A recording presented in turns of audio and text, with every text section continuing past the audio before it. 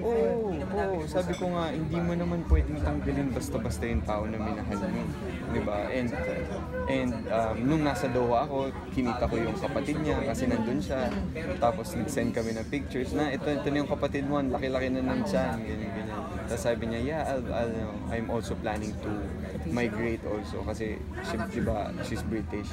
So, she's planning to move back to UK. So, Kasi word na may bago na yatang boyfriend.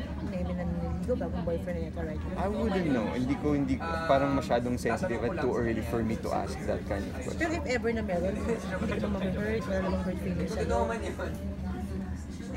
Tapos naman na kami, di ba? So, I think it depends on the person. Tapos ka na rin sa healing process? Well, kasi mahabang proseso yun eh, di ba? Kumbaga, but I'm okay na. Yeah. Pero Anjo, ano sa tingin mo? What went wrong?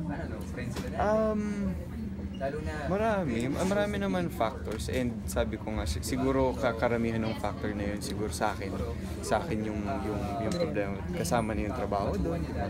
So you'll admit na you initiated the breakup? Yeah.